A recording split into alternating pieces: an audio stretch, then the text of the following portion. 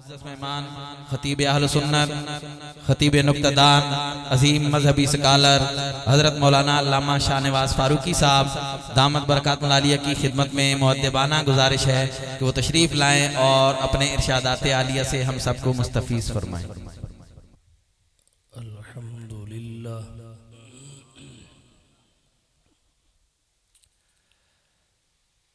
الحمدللہ وکفا وسلام علی عبادہ الذین اصطفى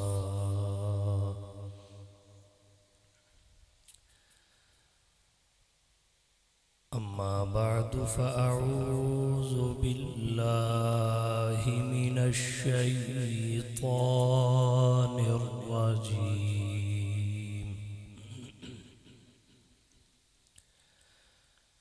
بسم اللہ الرحمن الرحیم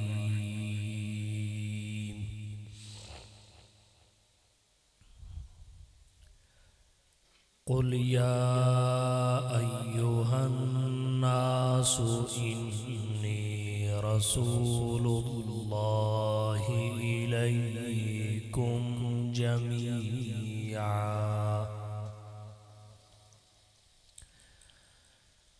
وقال النبی صلی اللہ علیہ وسلم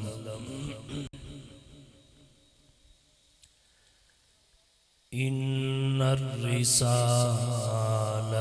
والنبوة قد انقطعت فلا رسول بعدي ولا نبي سبحان ربك رب العزة عما يصفون وسلام على المرسلين والحمد لله رب العالمين۔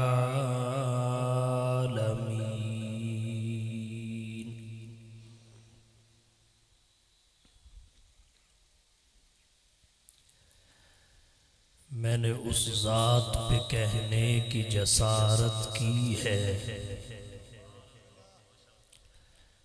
میں نے اس ذات پہ کہنے کی جسارت کی ہے جس کے رتبے کی فرشتوں نے شہادت دی ہے، اور کس کی ہمت میرے آقا کے مقابل آئے، کس کی ہمت میرے آقا کے مقابل آئے۔ میرے آقا نے تو نبیوں کی امامت کی ہے، سب نبی اچھے، خلیل اچھا، کلیم اچھا، سب نبی اچھے، خلیل اچھا، کلیم اچھا، مگر ان سب سے وہ رحمت للعالمین اچھا۔ لب کو لب چومتا ہے جب کوئی نام لے اس کا،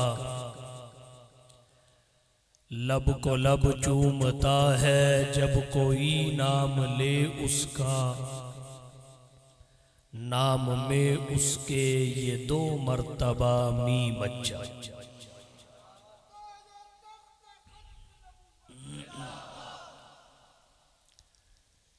انتہائی واجب الاحترام، قابل صد تکریم و تعظیم معزز سامعین کرام، چک ملوک ضلع چکوال میں ختم نبوت کانفرنس میں آپ سے مخاطب ہونے کا شرف حاصل کر رہا ہوں۔ وقت بھی مختصر ہے، اس وجہ سے فقط 3 باتیں آپ کی توجہ کی نظر کروں گا۔ نمبر 1، ختم نبوت کا مطلب کیا ہے؟ نمبر 2، ختم نبوت پر ایمان لانا ضروری کیوں ہے؟ نمبر 3، ایمان لے آنے کے بعد ختم نبوت کا تحفظ کیوں ضروری ہے؟ جہاں تک پہلی بات ختم نبوت کے مطلب کا تعلق ہے، آسان لفظوں میں یوں سمجھ لیجئے، اللہ نے انسانیت کی رشد و ہدایت، فوز و فلاح، عروج و ارتقاء، راہبری اور رہنمائی کے لیے حضرت آدم صفی اللہ سے جس سلسلہ نبوت کا آغاز فرمایا، کم و بیش 1.25 لاکھ نفوس قدسیہ سے گزار کر حضور صلی اللہ علیہ وسلم کی ذات گرامی پر اس کی تکمیل فرما دی۔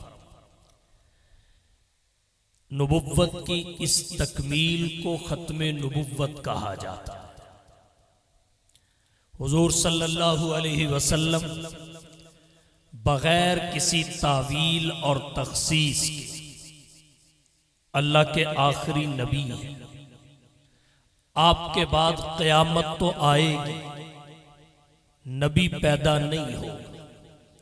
حضور صلی اللہ علیہ وسلم کے بعد کسی بھی قسم کی نبوت کے تصور کو قبول کرنا نہ صرف گناہ، ناجائز اور حرام ہے، بلکہ دائرہ اسلام سے نکال کر دائرہ کفر میں داخل کر دیتا ہے۔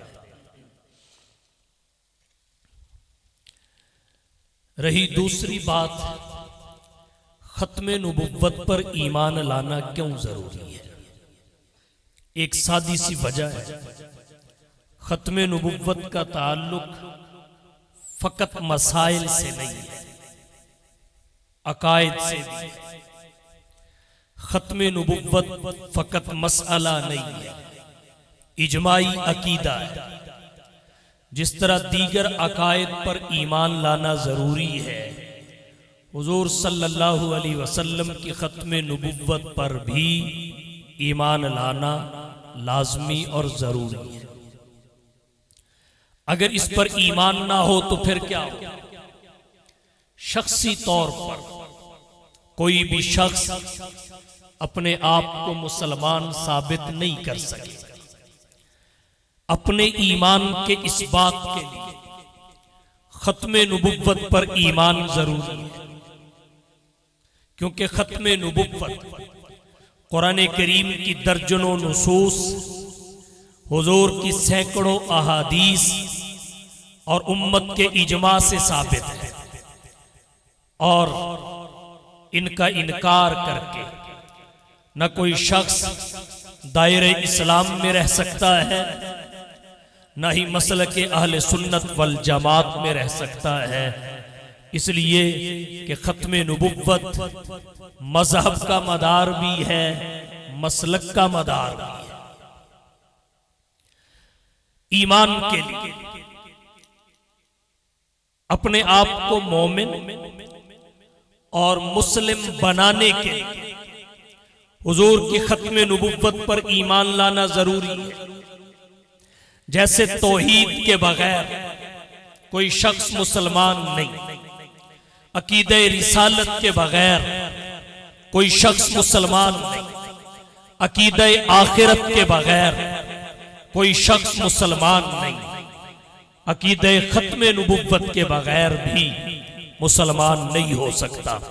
اگر ایک شخص اللہ کی ذات پہ ایمان رکھے، اللہ کی صفات پہ بھی ایمان رکھے مگر ذات و صفات میں وحدت کا قائل نہ ہو، شرکت کا قائل ہو۔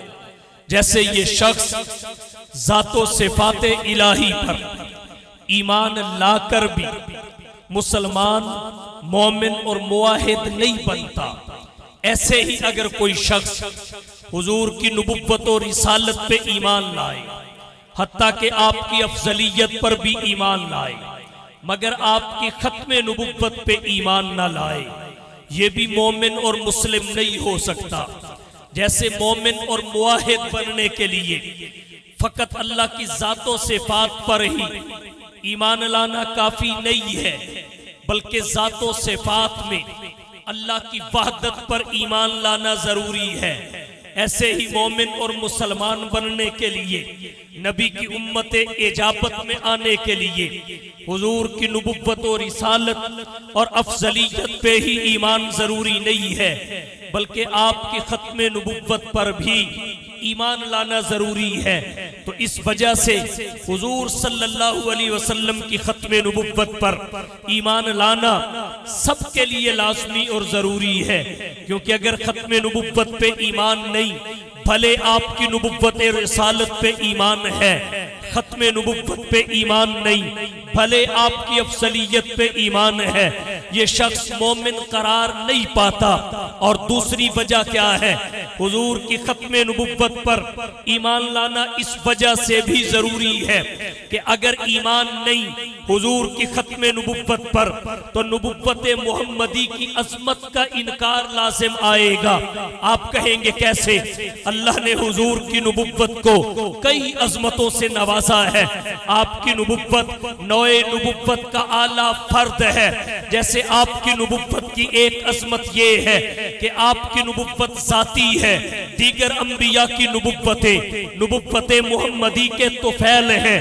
اسی طرح آپ کی نبوت کی ایک عظمت یہ ہے کہ آپ کی نبوت غیر محدود ہے، اس کی کوئی حد نہیں ہے، جبکہ دیگر انبیاء کی نبوتیں محدود ہیں، زمانے کے اعتبار سے، علاقے کے اعتبار سے، افراد کے اعتبار سے۔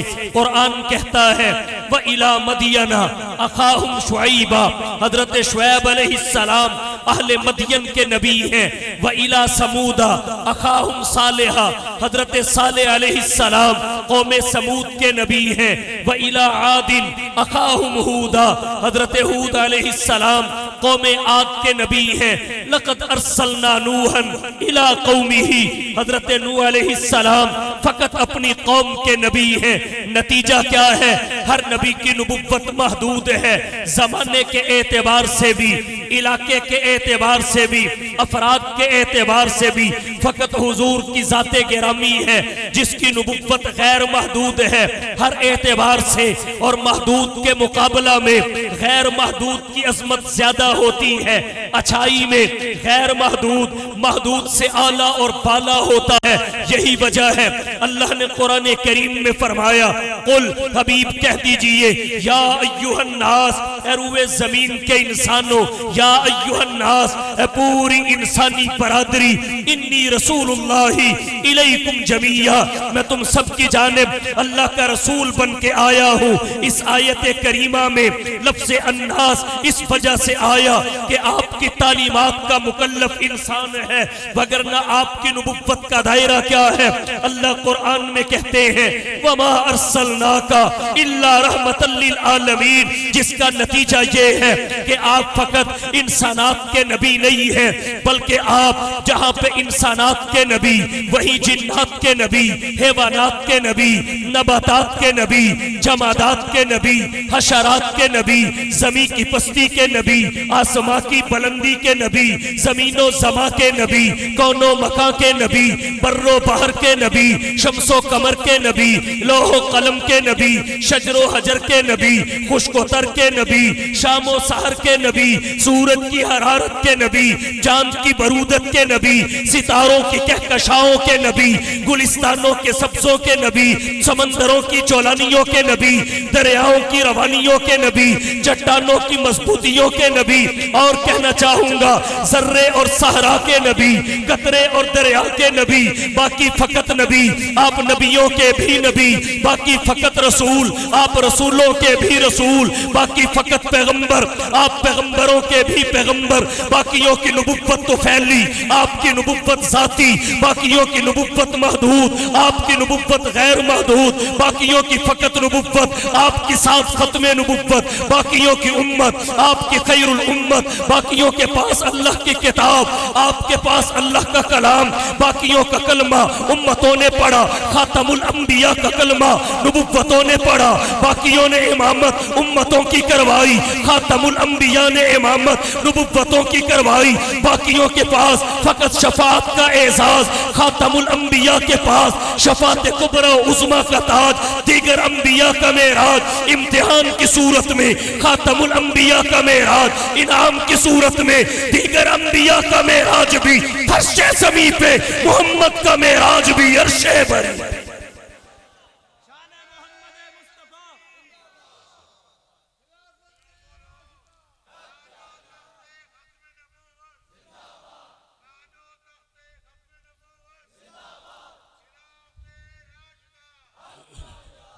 عرض میں نے یہ کیا، آپ کی ختم نبوت پر ایمان لانا کیوں ضروری ہے؟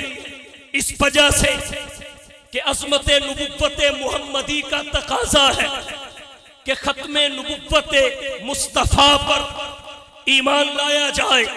جیسے رب کی ربوبیت کی کوئی حد نہیں، نبوت محمدی کی عظمت یہ ہے، آپ کی نبوت کی بھی کوئی حد نہیں۔ یا صاحب الجمال ویا سید البشر، یا صاحب الجمال ویا سید البشر، من وجهك المنیر لقد نبر القمر لا يمكن الثناء كما كان حقه بعد از خدا بزرگ توئی۔ قصہ مختصر، یا صاحب الجمال، اے حسن و جمال کے پیکر، نازا ہے جس پہ حسن وہ حسن رسول ہے، نازا ہے جس پہ حسن وہ حسن رسول ہے، یہ کہکشاں تو آپ کے قدموں کی دھول ہے، اے رہروان شوق یہاں سر کے بل چلو، طیبہ کے راستے کا کانٹا بھی پھول ہے۔ یا صاحب الجمال، اے حسن و جمال کے پیکر، ویا سید البشر، انسانیت کے سردار اور رہبر محمد مصطفیٰ کے واسطے کیا کیا سعادت ہے، محمد مصطفیٰ کے واسطے کیا کیا سعادت ہے، نبوت ہے، رسالت ہے، قیادت ہے، امامت ہے۔ عرب کے اندر وہی معظم، عرب کے اندر وہی معظم، عجم کے اندر وہی مکرم، وہ فخر آدم امان عالم، امین محکم رسول اکرم۔ یا صاحب الجمال، اے حسن و جمال کے پیکر، ویا سید البشر، انسانیت کے سردار اور رہبر، من وجہک المنیر، من وجہک المنیر، من وجہک المنیر، آپ کے نورانی چہرہ سے، آپ کے نورانی چہرہ سے رخ مصطفیٰ ہے وہ آئینہ، رخ مصطفیٰ ہے وہ آئینہ کہ ایسا دوسرا آئینہ نہ کسی کی بس میں خیال میں، نہ دکان آئینہ ساز میں۔ من وجہک المنیر، آپ کے نورانی چہرہ سے، چہرہ ہے کہ انوار دو عالم کا صحیفہ، چہرہ ہے کہ انوار دو عالم کا صحیفہ، آنکھیں ہیں کہ بحرین تقدس کے نگی، پلکیں ہیں کہ قوسین شب قدر کھلی ہے، زلفیں ہیں کہ واللیل کے بکھرے ہوئے سائے، یہ دانتیں ہیں کہ شیراز شبنم کے تراشے، جیسے یاقوت کی وادی میں مہکتے ہوئے ہیرے، اور باتیں ہیں کہ طوبہ کی چٹکتی ہوئی کلیاں، خطبے ہیں کہ ساون کے امڑتے ہوئے دریا۔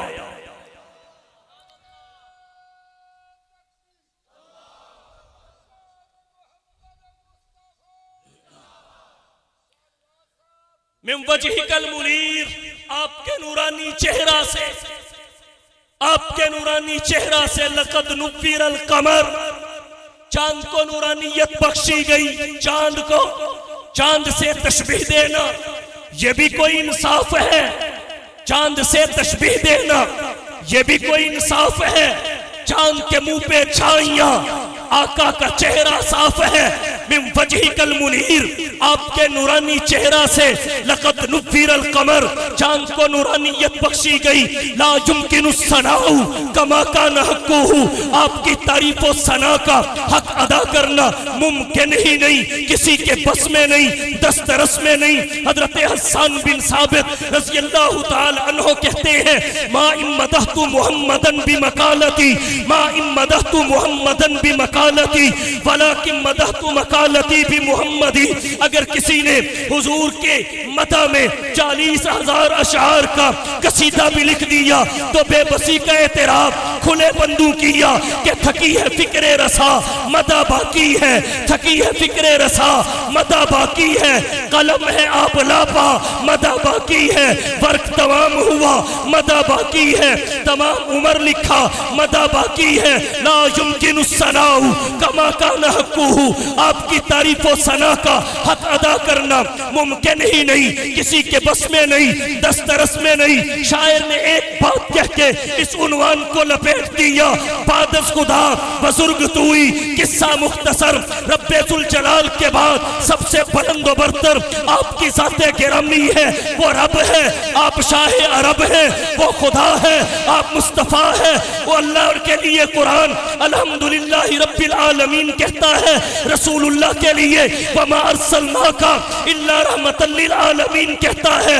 اس کی ربوبیت ہے، آپ کی نبوت ہے، اس کی الوہیت ہے، آپ کی ختم نبوت ہے، اس کی خدائی ہے، آپ کی مصطفائی ہے، اس کی ربوبیت کے لیے کائنات اکائی ہے، آپ کی نبوت کے لیے کائنات اکائی ہے، وہ رب العالمین ہے، آپ رحمت للعالمین۔ ختم نبوت پر ایمان لانا کیوں ضروری ہے؟ نبوت محمدی کی عظمت کا تقاضا، اس وجہ سے نبوت محمدی کی عظمت یہ ہے کہ اس کی کوئی حد نہیں، اور اگر حضور کے بعد کسی بھی قسم کی نبوت کا تصور قبول کر لیا جائے تو یہ غیر محدود عظمت محدود ہو جائے۔ ظاہر ہے جس کی نبوت کے تصور کو قبول کیا جائے گا، علاقہ کچھ اس کے لیے بھی لکھا جائے گا، افراد اس کی امت کے دائرے میں بھی آئیں گے، زمانہ اس کی نبوت کا بھی کہلائے گا۔ اس طرح نبوت محمدی کی عظمت پر قرار نہیں رہ سکے گی، تو نبوت محمدی کی عظمت کا تقاضا یہ ہے کہ مصطفیٰ کے بعد فقط قیامت کو مانا جائے، کسی نبوت کو نہ مانا، فقط قیامت کو مانا جائے۔ ایک وجہ اور بھی ذکر کرتا ہوں، ختم نبوت پہ ایمان کیوں ضروری ہے؟ دین اسلام کی کاملیت کا تقاضا یہ ہے کہ آپ کو آخری نبی مانا جائے، آپ کی وحی کو آخری وحی مانا جائے، آپ کی کتاب کو آخری کتاب مانا جائے، آپ کی امت کو آخری امت مانا جائے۔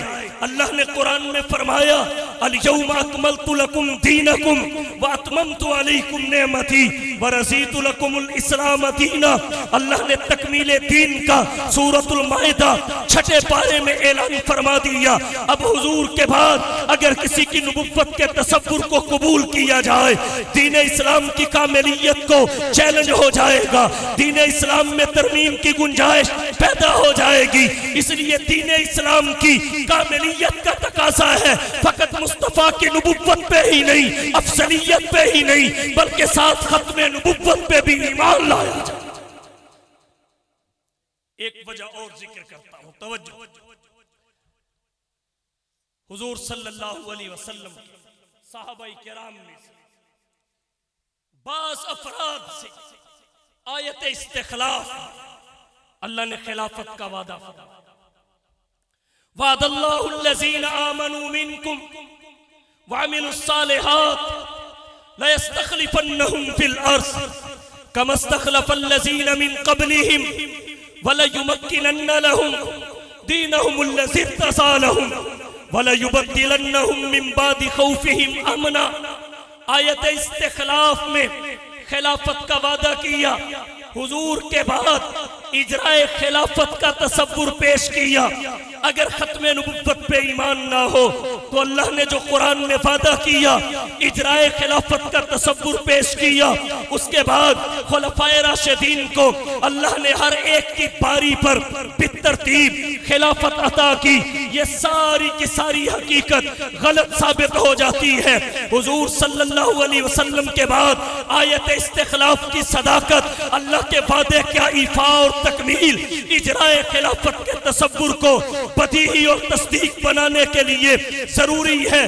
فقط آپ کی نبوت اور افضلیت پہ نہیں بلکہ ساتھ ختم نبوت پہ بھی ایمان لایا جائے، خلفائے راشدین کے فیصلوں اور معاملات کو درست قرار دینے کے لیے اور ان کے فیصلوں کو، ان کے اجتہادات کو سنت کا درجہ دینے کے لیے اللہ کے نبی نے جیسے فرمایا علیکم بسنتی وسنت الخلفاء الراشدین المہدیین، نبی کی نبوت اور افضلیت پہ ہی نہیں بلکہ آپ کی ختم نبوت پہ بھی ایمان ضروری ہو جاتا ہے۔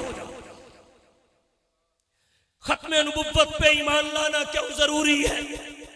ایک وجہ اور ذکر کرتا ہوں، اس امت کی عظمت کے اظہار کے لیے، اس امت کی عظمت کے اثبات اور اظہار کے لیے حضور کی ختم نبوت پہ ایمان لانا ضروری ہے۔ آپ کہیں گے کیسے؟ حضور اگرچہ وجوداً مقدم ہے، وجوداً مقدم ہے، اول ما خلق اللہ روحی، پر ظہوراً مؤخر ہے، ظہوراً مؤخر ہے۔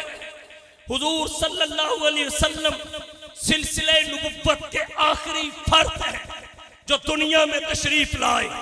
آپ نے اپنی عظمت کا ذکر کرتے ہوئے ایک بات یہ بھی کہی، انا آخر الانبیاء، میں جمیع انبیاء میں آخری نبی ہوں۔ جیسے آخری ہونا مصطفیٰ کی عظمت ہے، آپ نے اسی طرح اپنی امت کے لیے فرمایا وَأَنْتُمْ آخر الامم، تم امتوں میں آخری امت ہو، تو امت کا بھی آخری ہونا یہ اس امت کی عظمت ہے۔ اگر نبی کی ختم نبوت پہ ایمان نہ لایا جائے یہ امت آخری نہیں رہتی اور اس کی یہ عظمت ختم ہو جاتی ہے، جبکہ یہ ایک عظمت ختم نہیں ہوتی، اس کے ساتھ اور بہت ساری عظمتیں مربوط اور وابستہ ہیں، وہ ساری کی ساری فنا ہو جاتی ہیں۔ مثال کے طور پہ اس امت کا برزخ قلیل ہے، باقی امتوں کا برزخ طویل ہے۔ اگر اس کے بعد کوئی امت ثابت ہو جائے تو پھر اس کا برزخ بھی طویل ہو جائے گا۔ اس امت کی طرف نسبت کرتے ہوئے اور کہنا چاہتا ہوں، پہلی امتوں کے گناہوں سے یہ امت تو واقف ہے، لیکن پہلی کوئی بھی امت اس امت کے گناہوں پہ واقف نہیں ہو سکتی۔ یہ اس امت کی عظمت ہے۔ پہلے کسی نبی کی امت کو دعوت و تبلیغ کا فریضہ نہیں سونپا گیا۔ بخاری کی روایت ہے، حضرت ابو ہریرہ کہتے ہیں حضور نے فرمایا کلما ہلک نبی خلفہ نبی، جب ایک نبی دنیا سے رخصت ہوتا اس کی جگہ دوسرا نبی آ جاتا تو دعوت و تبلیغ کا فریضہ انبیاء سر انجام دیتے رہے، کسی نبی کی امت تک منتقل نہ ہوا، لیکن حضور کے بعد ختم نبوت کی برکت سے دعوت و تبلیغ کا فریضہ اس امت کے سپرد کر دیا گیا۔ کنتم خیر امت اخرجت للناس تأمرون بالمعروف وتنہون عن المنکر وتؤمنون باللہ۔ اس امت کے علماء کو انبیاء کا وارث قرار دے دیا گیا۔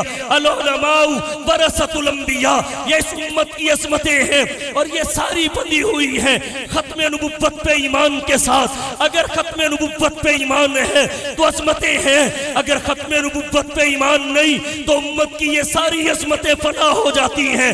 تو اس امت کی عظمت کا تقاضا یہ ہے نبی کی نبوت اور رسالت اور افضلیت پر ہی نہیں بلکہ ساتھ ختم نبوت پر بھی ایمان لایا۔ حضور کی ختم نبوت پر ایمان لایا جائے اور حضور صلی اللہ علیہ وسلم کی ختم نبوت پر ایمان لانے کے ضروری ہونے کی اور بہت ساری وجوہات ہیں، اختصار پیش نظر ہے۔ تیسری بات کی جانب بڑھتا ہوں۔ تیسری بات، ایمان لانے کے بعد آپ کی ختم نبوت کے تحفظ کا ضروری ہونا ہے۔ اس کے اسباب کیا ہے، وجوہات کیا ہے؟ سب سے پہلے یہ سمجھیں، اگر اس کائنات کا ہر بدترین شخص दावे नबुव्वत कर दे, हुजूर की खत्म नबुव्वत पे तब भी कोई असर नहीं पड़ेगा,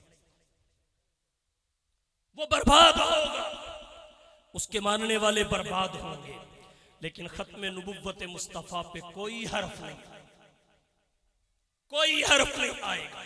अल्लाह ने आपको जो असमत देना थी दे दी, उसका सवाल नहीं है।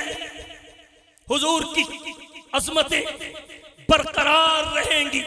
दुनिया सीफ मोहम्मद मोती सल्लल्लाहु अलैहि वसल्लम, दुनिया सीफ मोहम्मद मोती सल्लल्लाहु अलैहि वसल्लम, उस बिन दुनिया कैसी होती सल्लल्लाहु अलैहि वसल्लम। मकसूदे कौनैन मोहम्मद, मतलूबे दारैन मोहम्मद सल्लल्लाहु अलैहि वसल्लम, उस बिन दुनिया कैसी होती सल्लल्लाहु अलैहि वसल्लम। गर ना होता आम न जाया, खलकत का गम खाने वाला, खलकत मीठी नींद न सोती सल्लल्लाहु अलैहि वसल्लम। ज़हरा का दिल गम का मारा, हिजरे नबी में पारा पारा, गुमसुम आंसू हार परोती सल्लल्लाहु अलैहि वसल्लम। साजन बिन सुख चैन ना आवे, याद उसकी दिन रात सखत सतावे, दिल तड़पे हैं आंखें रोती सल्लल्लाहु अलैहि वसल्लम। काश मेरे महबूब की धरती मुझ पे नफीस ये शफकत करती, अपने अंदर मुझको समोती सल्लल्लाहु अलैहि वसल्लम। अल्लाह ने आपको जो अज़मतें देना थी वो दे दी। आपकी अज़मत पे कोई असर और फर्क नहीं पड़ता। जो दावा नबुव्वत करेगा अलबत्ता उसके पल्ले कुछ नहीं रहेगा। हुजूर की अज़मतों पे कोई शय असरअंदाज नहीं हो सकती।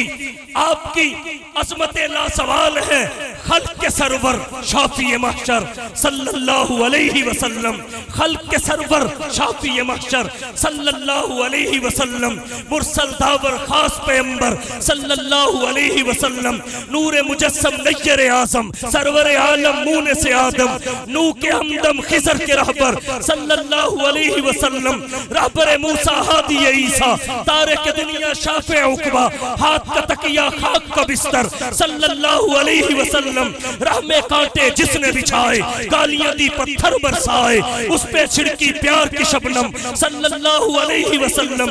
सबके इवज़ दारूए शफा दी, दान सुने और नेक दुआ दी, जख्म सहे और बख्शा मरहम सल्लल्लाहु अलैहि वसल्लम। बहरे सखावत काने मरब्बत, आईने रहमत शाफी उम्मत, मालिक जन्नत कासिम कौसर सल्लल्लाहु अलैहि वसल्लम। दौलत दुनिया खाक बराबर, हाथ के खाली दिल के तवंगर, मालिक किश्वर तख्त अफसर सल्लल्लाहु अलैहि। तवज्जो है, आपकी अस्मत पे कोई असर नहीं पड़ता। आपकी अस्मत पे कोई असर नहीं पड़ता। आपकी खत्म नबुव्वत पर ईमान के साथ उसका तहफ्फुज भी जरूरी है। तहफ्फुज का मतलब क्या है? हम हुजूर सल्लल्लाहु अलैहि वसल्लम के बाद किसी भी किस्म की नबुव्वत के तसव्वुर को न कबूल करें और न किसी को आसानी के साथ कबूल करने दें। सैयदुल फुक़हा, इमामुल अइम्मा, सिराजुल उम्मा, तिलमीजुस सहाबा, इमाम सवाद आज़म हजरत इमाम आज़म अबू हनीफा रहिमहुल्लाह के बारे में खुलासतुल फतावा, फुसूल इमादी और दीगर किताबों में लिखा है कि आप अगर कोई दावा नबुव्वत कर देता और उससे कोई मुसलमान दलील तलब कर लेता तो दलील तलब करने पे भी उसके कुफ्र का फतवा सादिर फरमाते थे। हालांकि फतवा कुफ्र आयद करने में इमाम अबू हनीफा से मोहतात दुनिया में कोई हस्ती नहीं गुजरी और इतनी मोहतात हस्ती थी। फरमाते हैं अगर किसी में 99 इस्तेमाल कुफ्र के पाए जाए, बात इस्तेमाल की है वजह की नहीं, वजह कुफ्र की एक भी हो तो दायरा इस्लाम से बाहर निकाल देती है। बात इस्तेमाल की है, चूंकि इस्तेमाल कतई और यकीनी नहीं होता। अगर किसी में 99 इस्तेमाल कुफ्र के पाए जाए, एक احتمال اسلام کا پایا جائے تو امام صاحب اس ایک کو 99 پہ غلبہ دے کے فتوی کفر عائد کرنے میں احتیاط برتتے تھے، لیکن جب حضور کی ختم نبوت کا مسئلہ آیا تو سب سے محتاط امام کہتے ہیں اگر کوئی مسلمان کسی مدعی نبوت سے دلیل طلب کر لے تو دلیل طلب کرنے سے ہی وہ دائرہ اسلام سے نکل جاتا ہے، اور وجہ یہ بیان کی کہ اس نے اجراء نبوت کا امکان پیدا کیا، اجراء نبوت کا امکان پیدا کیا، اس کا ایمان حضور کی ختم نبوت پہ کمزور ہو، تب اس نے دلیل طلب کی۔ اگرچہ متاخرین احناف نے تخصیص کی ہے، اگر کسی کو لاجواب کرنے کے لیے، ذلیل و رسوا کرنے کے لیے، مبہوت اور مسکوت کرنے کے لیے دلیل مانگی جائے تو اس پہ یہ حکم نہیں لگتا، لیکن امام صاحب رحمت اللہ علیہ مسئلہ ختم نبوت کی حساسیت کو پیش نظر رکھتے ہوئے یہاں تک فرماتے ہیں یہ ہے تحفظ مدعی نبوت اور اس کے ماننے والوں کا سوشل بائیکاٹ، اپنے اندر شعور اور بیداری، نبی کی سیرت و کردار سے آگاہی، نبی کی سنتوں پر عمل پیرا ہونا، یہ سب عقیدہ ختم نبوت کے تحفظ کے زمرے میں آتا ہے۔ اور یہ تحفظ کیوں ضروری ہے؟ اس کی 3 وجہ ذکر کر کے بات سمیٹتا ہوں۔ ایک وجہ تو یہ ہے کہ حضور کی ختم نبوت کا تحفظ اسلام کی عالمگیریت، مقبولیت اور آفاقی حیثیت کے اظہار کے لیے ضروری ہے۔ اس لیے جب بھی کسی نے دعوی نبوت کیا، مسلمہ قذاب سے لے کر مرزا غلام احمد قادیانی تک، وہ اسلام کی عالمگیریت، مقبولیت اور آفاقی حیثیت کو متاثر کرنے کے لیے کیا۔ اس لیے تقاضا یہ ہے اسلام کی عالمگیریت کا، اسلام کی مقبولیت اور اس کی آفاقی حیثیت کا کہ حضور کی ختم نبوت کا تحفظ کیا جائے۔ اور دوسری وجہ وحدت امت ہے، وحدت امت کے لیے حضور کی ختم نبوت کا تحفظ کیا جائے۔ اسلامی تاریخ کے کسی بھی دور میں عقیدہ ختم نبوت مشکوک اور مشتبہ نہیں رہا۔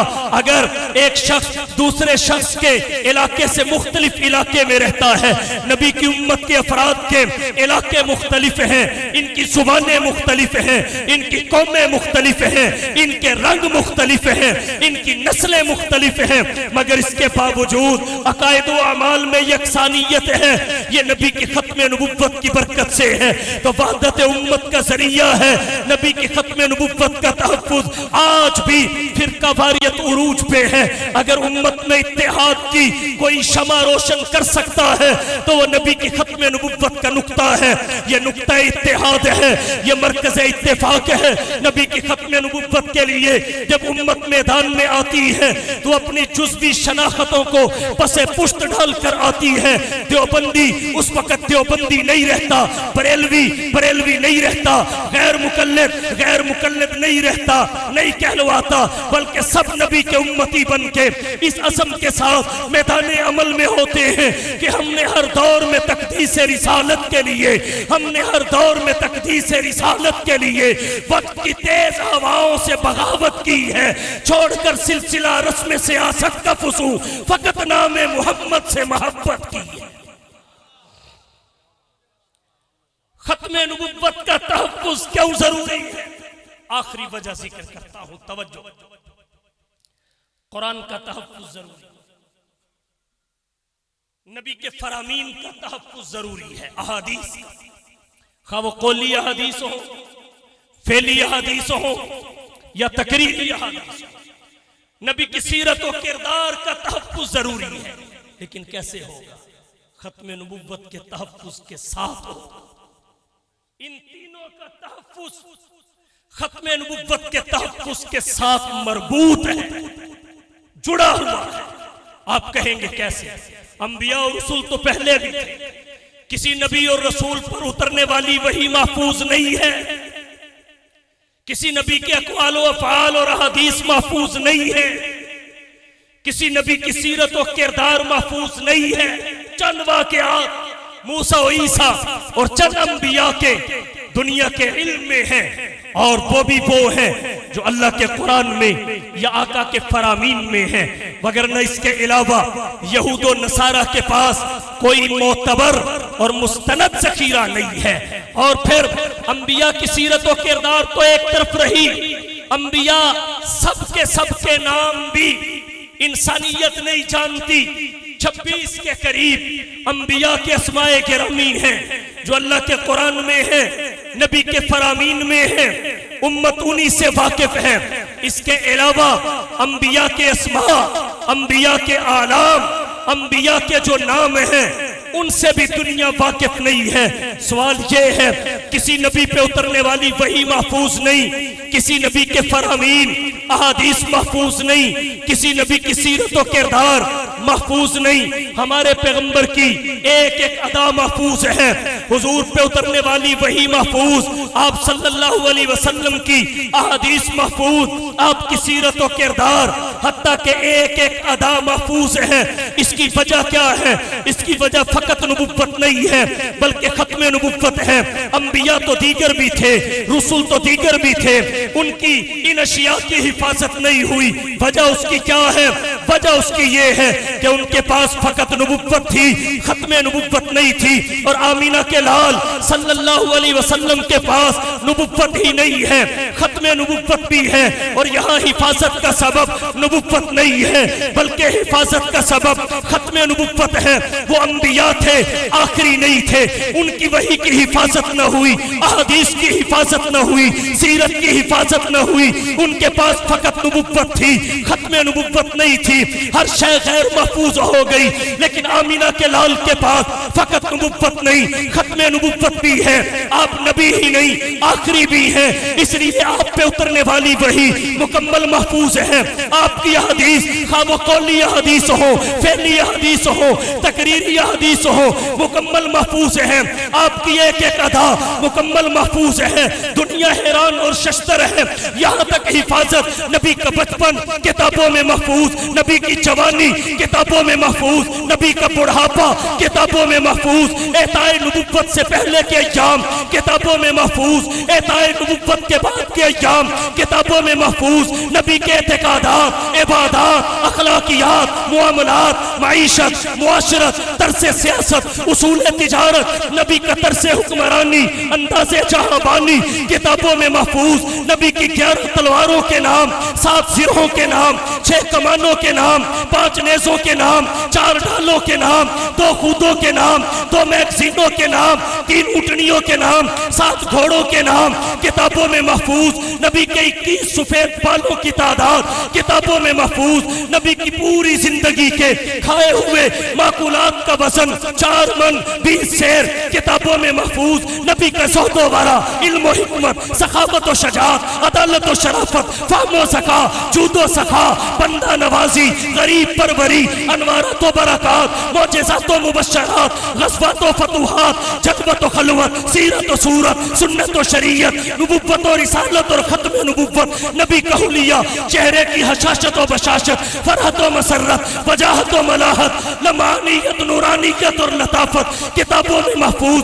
الغرض دھرتی کائنات پر واحد ہستی حضور سرور کونین، ساقی کوثر، شافی معشر، ہادی اور رہبر، آمینہ کا لال، محبوب رب ذوالجلال، صاحب الحسن والکمال، جناب محمد مصطفیٰ، احمد مجتبیٰ، حبیب کبریا، فخر الانبیاء، سید الورا، شمس الضحیٰ، بدر الدجا، رہبر و رہنما، لا یمکن الثنا، مکین گنبد خضرا، بلغ العلا، کشف الدجا، راحت العاشقین، شفیع المذنبین، رحمت للعالمین کی ہے. ولادت سے لے کے اعطائے نبوت تک، اعطائے نبوت سے لے کے ہجرت و نصرت تک، ہجرت و نصرت سے لے کے وفات و رحلت تک، جس کی ایک ایک ادا کو اللہ نے ہمیشہ ہمیشہ کے لیے محفوظ کرا دیا.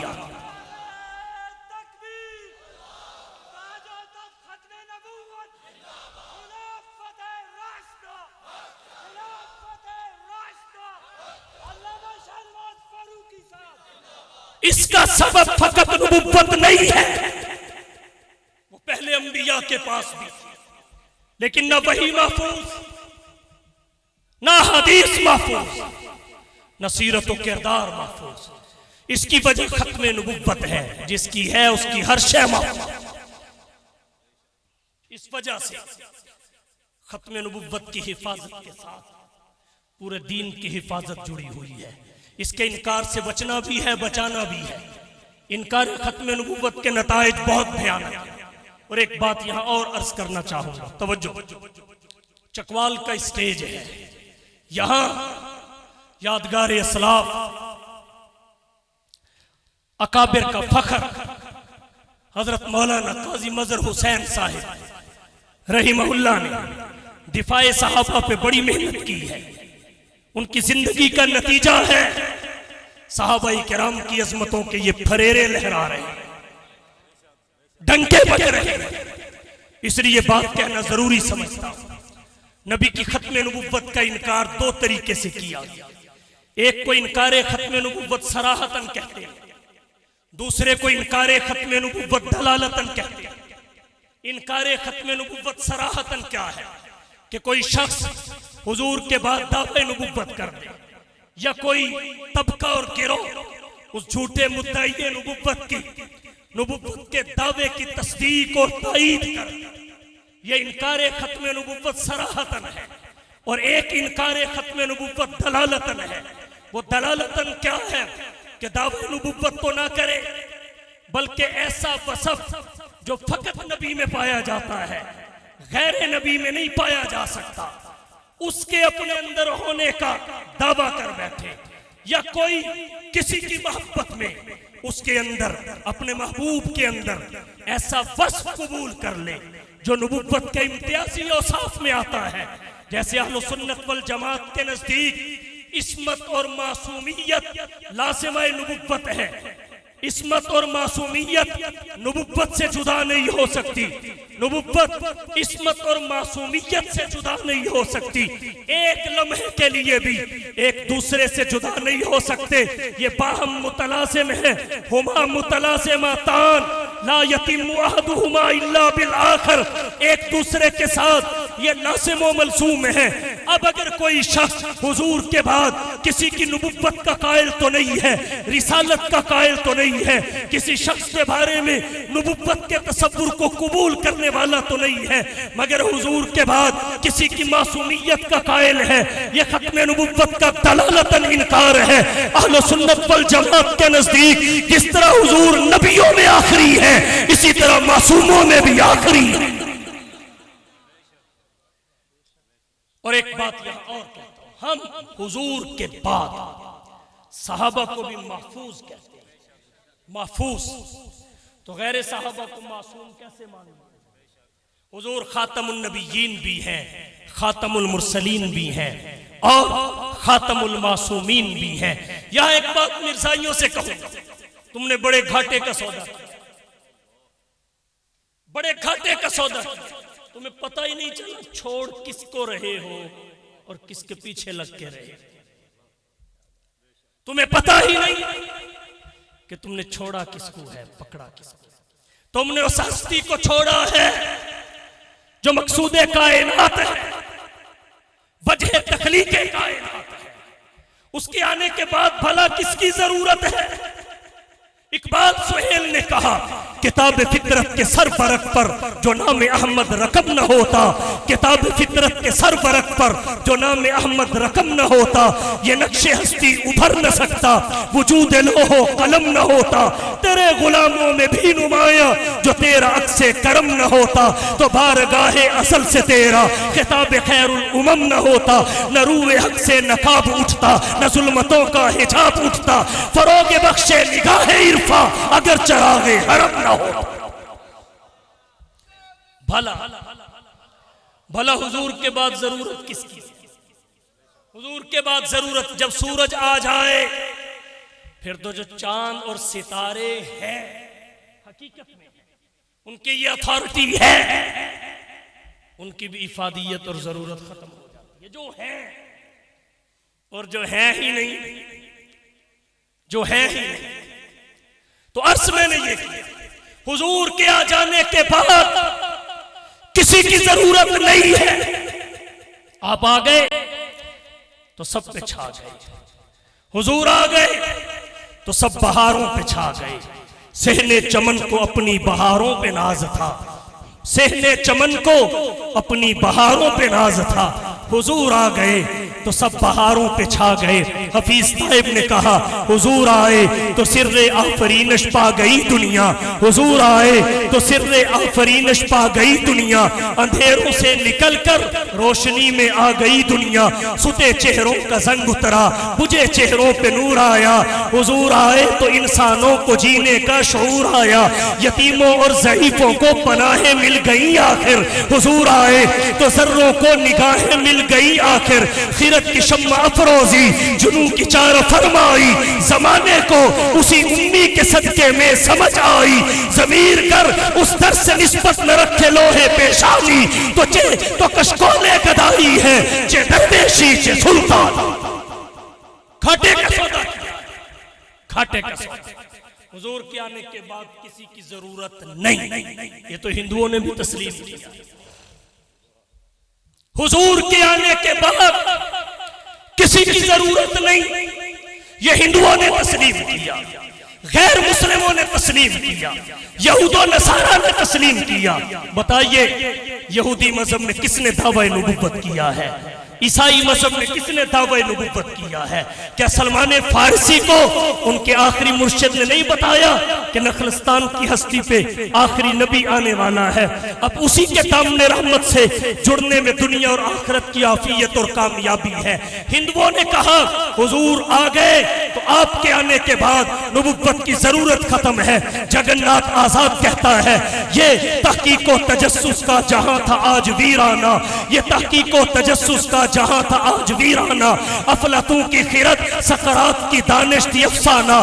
غرض دنیا میں چاروں سمت اندھیرا ہی اندھیرا تھا. نشان نور گم تھا اور ظلمت کا بسیرا تھا کہ دنیا کے افق پر دفعتاً سیلاب نور آیا. جہان کفر و باطل میں صداقت کا ظہور آیا.